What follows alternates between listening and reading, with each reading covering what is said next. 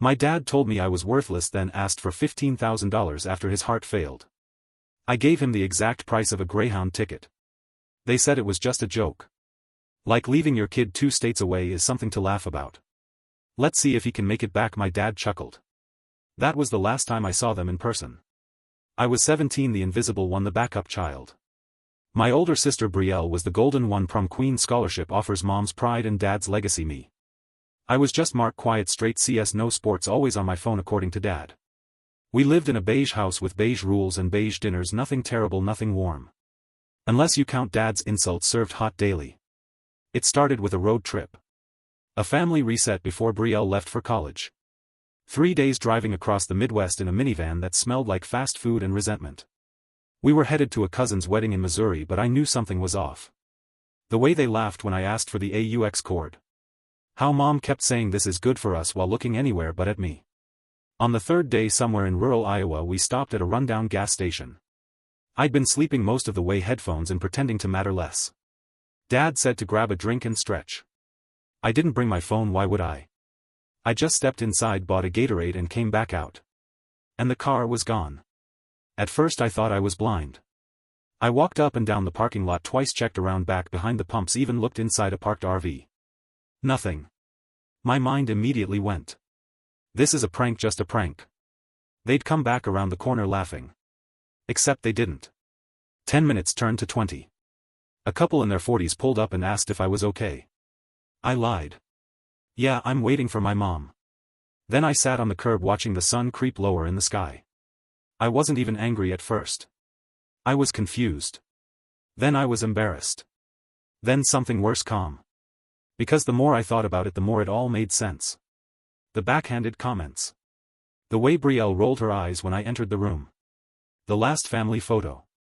How I was cropped at the edge, smiling like an idiot. They hadn't forgotten me.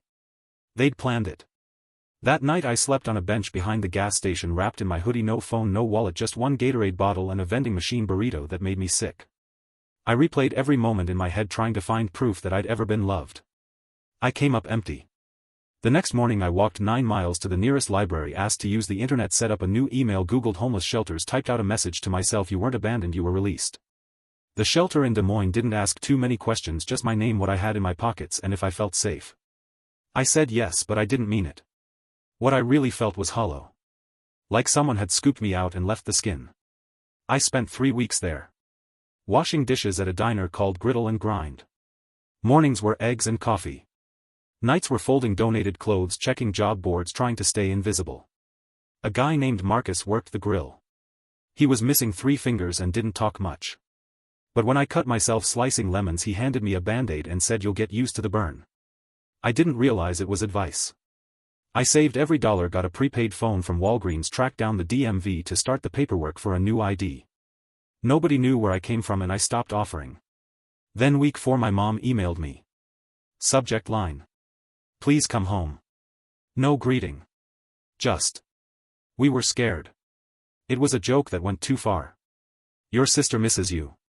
Your dad is sorry. We've all been so worried. I stared at that message for hours, then I blocked her. Because worry doesn't come in silence.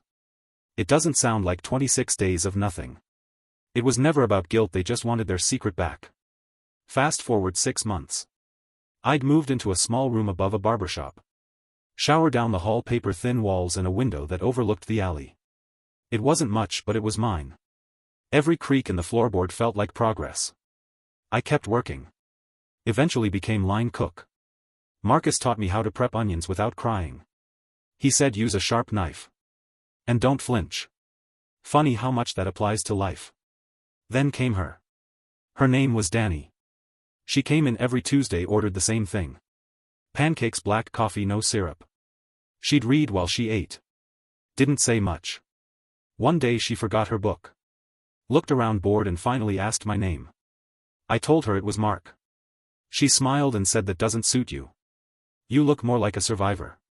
And just like that the ice cracked. We started talking about books, coffee, old cartoons, not about families, not yet. A month later we had our first date. Split a pizza. She paid. I didn't argue. By year 1 I'd opened a small savings account. By year 2 Danny and I were sharing a 1-bedroom. She worked retail. I was managing the kitchen. We weren't rich but we weren't afraid either. We laughed at stupid shows. Burnt pancakes together. Bought a plant we kept killing and replacing so it looked like it stayed alive. I never told her everything, not at first. She didn't ask. She just let me be new. Sometimes the kindest thing someone can do does not make you explain your scars. It had been 5 years. 5 years of no contact, no calls, no guilt trips. Until one day I got a notification. LinkedIn. Someone had viewed my profile 27 times in 24 hours. The name? Brielle Thompson, my sister. I stared at the screen, pulse climbing. Not because I missed her but because the past doesn't knock politely. It kicks the door down wearing your last name. 3 days later the diner's front desk buzzed me. "There's family here to see you." I walked out to the counter and nearly dropped my tray. There they were. All three. Dad. Mom. Brielle. Older. Smaller. Weaker. Dad's eyes scanned the restaurant like he was appraising it. Mom looked like she hadn't slept in days. Brielle looked embarrassed. They said they were just passing through. Said they wanted to talk. Said they missed me. I told them to sit. They spun their story. About how they regretted everything. How it had been a joke gone too far. How they searched everywhere. How they left 100+ voicemails. Then they dropped the real reason. Dad was sick. The family store had gone under. Mom needed surgery. Brielle was unemployed. They needed help. A loan. $15,000. Just until things stabilized. I didn't cry. Didn't scream. Didn't argue. I just asked Dad one question. "Do you remember what you said to me the night before you left me at that gas station?" He blinked. "No. You said maybe you'll finally grow a spine without us." I went to the office, came back, handed him an envelope. Inside was a check for $46.25. He looked confused. "What the hell is this?" "The cost of a Greyhound ticket from that gas station back to our town. In 2009. Adjusted for inflation." Dad went red. Stood up. Started shouting. Called me ungrateful, selfish. Said I owed them. That family forgives. I stood my ground. "You're not my family. You're just the people who left me." Mom started crying. Brielle looked away. None of them denied it. They left. Dad threw the check at the floor like it would explode. I locked the front door behind them and exhaled for the first time in years. That night Danny and I ate takeout on the floor of our tiny apartment. She asked if I was okay. I nodded. And I meant it. Because for the first time I wasn't trying to earn love. I wasn't running toward people who ran from me. I was home. 3 years later I married Danny. We bought a small house with a backyard and a broken fence we never got around to fixing. We had a son, then a daughter. I named her Hope. Sometimes I still think about that gas station, about who I was before they left. A scared, quiet kid waiting to be rescued. But no one came. So I became my own rescue. That's the thing about revenge. It doesn't always look like shouting matches or courtrooms. Sometimes the best revenge is living a life they never imagined you could. And never inviting them into it. They didn't show up again, not for years, not for holidays, not even when my daughter was born. And I didn't wait for them either. Because when you stop expecting an apology you also stop bleeding for one. Danny and I built a rhythm. Saturday pancakes always a little burnt. Cheap wine on the couch after the kids went to bed. Arguments about laundry. Laughter about nothing. A life. It wasn't glamorous. But it was ours. Sometimes I still get messages. Weird friend requests. Anonymous emails. Even trying to fish with "hey remember me" hooks. I never bit. One day I got a letter. Real envelope. No return address. Inside was a photo. It was my dad. In a hospital bed, pale tubes, tired eyes. On the back a note. He asks about you. I showed it to Danny. She didn't say a word. Just reached over, held my hand. I didn't write back. It wasn't hate. It wasn't anger. It was peaceful. The kind you earn after walking away from the fire and never turning around to check if it's still burning. Hope once asked why she didn't have a grandpa like other kids. I told her some people are better admired from a distance. She nodded, then asked if we could bake cookies. That's the kind of legacy I wanted to leave. Not trauma, not guilt. Cookies. I don't tell this story for revenge, I tell it because people need to know. You're allowed to leave even if they're blood. Even if they say it was a joke. Even if no one else believes you. You can leave. And you can build something better.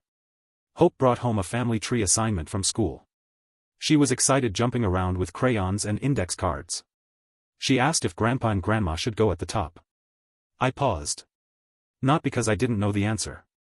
But because I'd spent years preparing to answer that exact question without passing down my pain. I knelt beside her, pointed to the top of the paper and said, "We'll put Mom and Dad here." She looked confused. But what about the other ones? They're part of the past, I said. But they don't have to be part of your story. She nodded. Then drew a picture of our dog at the bottom and labeled it Best Brother. Good enough for me. We don't talk about my old life much. Not because we hide it, but because we don't need it. Danny knows everything. She's the only person I've ever told the full story to. The rest stopped the shelter, the check, all of it. She never once looked at me like I was broken. Only like I was still here. And that was enough. I kept my old ID in a drawer for years. The one they issued me at the shelter when I had nothing. Sometimes I'd take it out, look at the faded photo. A kid with hollow eyes and a clenched jaw. And whisper. You made it. Then I'd put it back and go kiss my kids goodnight. We planted tomatoes again this spring. Still haven't figured them out. They grow crooked, stubborn and bitter some years. But once in a while you get one that's perfect. Red and warm, like it forgave the dirt it came from. I think I'm like that tomato. One morning Hope asked what my biggest wish was. I told her I already had it. She laughed, didn't believe me, and went back to her cereal. But it's true. My wish was to become the man I needed when I was abandoned at that gas station. And somehow I did. Because family isn't who leaves you. It's who shows up every day without needing a reason. And legacy? Legacy isn't in your blood. It's in your choice. Every now and then I still get a feeling. A flicker. Like a draft under a locked door. Someone mentioning their dad in passing. A friend said you should visit your folks more often. A holiday commercial that assumes everyone has a seat at the table. And for a split second I flinch. But I don't open the door. I don't pick the lock. I don't check if they're standing on the other side. Because some doors? They're locked for a reason. Not out of anger. Not out of hate. But out of peace. I still remember the last time I saw him. My father. The way he stood in the restaurant trying to act like time owed him forgiveness. How small he looked when I handed him that check. How loud his silence was when I said no. That moment wasn't a victory. It wasn't revenge. It was released. Sometimes I think of the boy I was sitting on that gas station curb counting minutes, hoping headlights would appear. And I wish I could tell him. They're not coming back. But someone better is. You. I don't tell this story because I want sympathy or applause. I tell it because someone somewhere needs to hear it. You can leave. You can rebuild. And you don't owe the people who broke you a single piece of your peace. So no. I don't send Christmas cards. I don't check in. I don't wonder what would have happened if I forgave them. Because I did forgive them. Silently. In my own way. By living. By healing. By never going back. And in the quiet moments. When Danny's hand finds mine in the dark. When Hope leaves crayon drawings on my desk. When Marcus falls asleep on my chest after a tantrum. That's when I know. I didn't miss out on a family. I found mine. I heard they lost the house. A friend of a friend, someone from the old town, sent me a blurry photo of the foreclosure sign. No caption. They didn't need one. I stared at it for a while. Not out of joy. Not out of revenge. Just stillness. The place looked smaller than I remembered. Funny how that works. The walls that once echoed with slammed doors and silences. Just cheap siding and broken windows now. I didn't respond. I didn't need to. Because the truth is they didn't leave me at that gas station. They left me long before that.